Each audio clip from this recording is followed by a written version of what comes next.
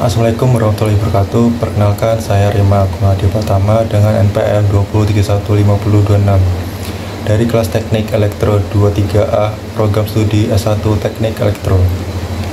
Di video kali ini, saya akan mengulas kembali pemahaman saya terkait materi pengantar sistem telekomunikasi. Video ini dibuat untuk memenuhi sebagian tugas mata kuliah dasar sistem telekomunikasi dengan dosen pengampu Mr. Enando Rizky Dalimute, STMT. Ada beberapa tujuan dalam pembahasan materi mengenai dasar-dasar sistem telekomunikasi kali ini, yaitu mampu mengetahui pengertian sistem telekomunikasi, mampu mengetahui sejarah tentang sistem telekomunikasi, mengetahui perangkat apa saja dalam sistem telekomunikasi, dan yang terakhir, mampu mengetahui proses telekomunikasi. Pembahasan yang pertama ada definisi dari telekomunikasi. Telekomunikasi berasal dari dua kata, yaitu tele dan juga komunikasi. Dalam bahasa Yunani, tele artinya jauh, sedangkan komunikasi diartikan sebagai menyampaikan informasi atau pesan. Menurut Webster International Dictionary, mengartikan telekomunikasi adalah komunikasi jarak jauh. Sedangkan menurut Kamus Standar IEE, telekomunikasi adalah transmisi sinyal dengan jarak seperti telegram, telepon, dan televisi. Selanjutnya, ada sejarah singkat tentang perkembangan telekomunikasi yang dimulai dari tahun 1144 sampai 1147, yang ditunjukkan dari penemuan dari Noyce yang mempresentasikan matematika dan mengembangkannya. Selanjutnya di tahun 1148 sampai 1150, Claude Elwood Shannon yang menemukan teori informasi, dan dari penemuan inilah beliau dijuluki sebagai bapak teori informasi. Selanjutnya pada tahun 1950, telepon telah menerapkan tim division multiplexing atau TDM, adalah teknik yang digunakan untuk mengirimkan banyak sinyal secara bersamaan melalui satu saluran telekomunikasi. Selanjutnya di tahun 1953, TV warna standar ditemukan di Amerika.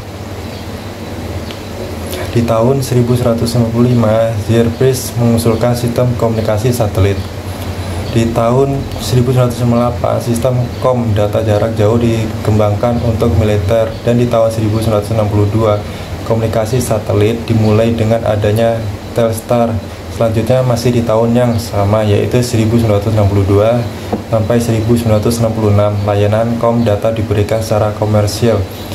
Dan di tahun tersebut, teori digital transmisi dikembangkan pada tahun 1964, sistem Swiss elektronik secara utuh diberikan untuk pelayanan.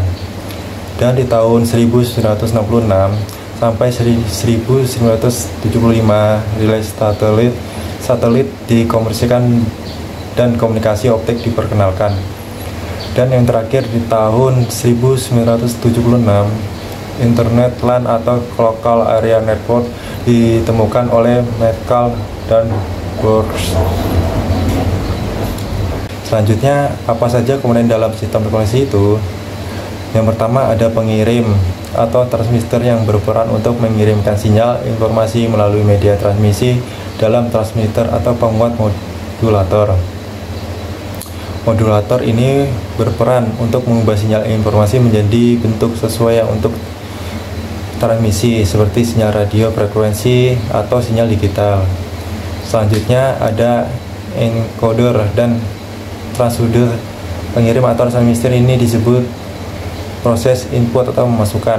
Selanjutnya komponen kedua ada transmisi yang menghubungkan antara transmitter ke receiver dalam pengiriman informasi melalui udara, kabel, kawat, dan fiber optik. Komponen yang ketiga ada receiver atau penerima. Receiver berfungsi untuk menerima sinyal yang dikirimkan oleh transmitter melalui media transmisi seperti kabel, serat optik, atau udara. Dalam receiver ada penguat demodulator.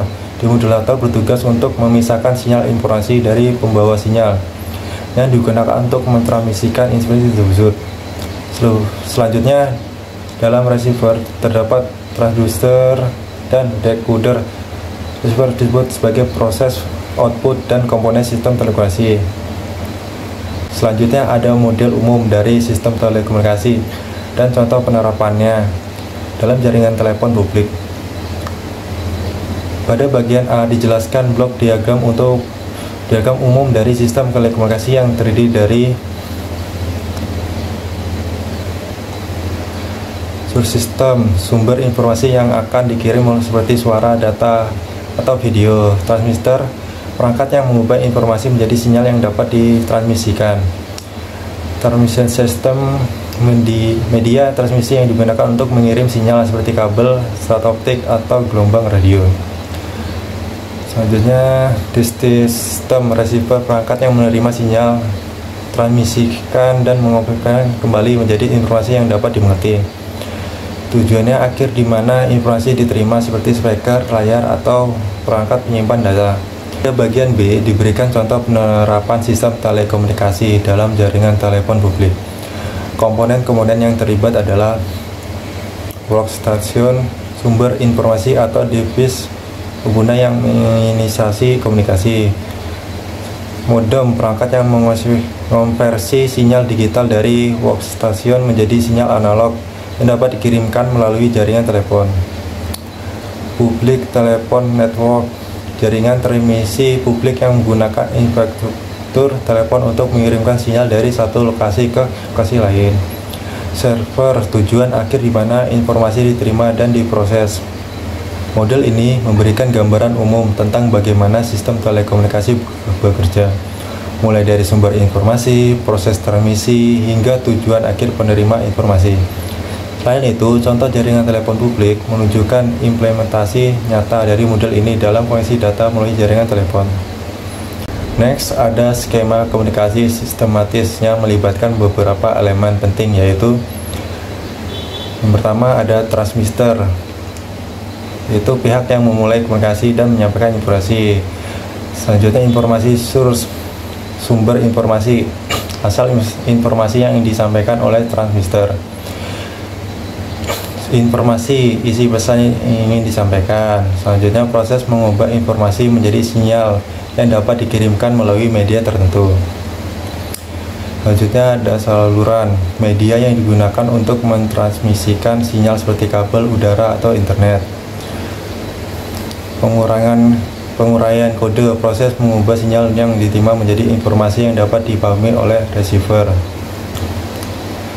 Receiver atau penerima, pihak yang menerima informasi dari transmitter. Noise atau gangguan, faktor eksternal yang dapat mengganggu proses komunikasi seperti suara bising atau interferensi. Skema ini menunjukkan bagaimana informasi mengalir dari transmitter ke receiver melalui serangkaian langkah-langkah yang sistematis. Langkah-langkah tersebut meliputi dimulai dari transmitter mendapatkan informasi dari sumber informasi, kemudian transmitter mengkodekan informasi menjadi sinyal, kemudian transmitter mengirimkan sinyal melalui saluran, dan receiver menerima sinyal, lalu receiver mengurangi kode sinyal menjadi informasi. Dan yang terakhir adalah receiver memahami informasi yang disampaikan. Skema ini penting untuk dipahami karena membantu kita untuk memahami bagaimana komunikasi terjadi, mengidentifikasi faktor-faktor yang dapat mengaruhi komunikasi, meningkatkan efektivitas komunikasi. Baik, itu saja yang dapat saya sampaikan. Terima kasih, semoga bermanfaat. Wassalamualaikum warahmatullahi wabarakatuh.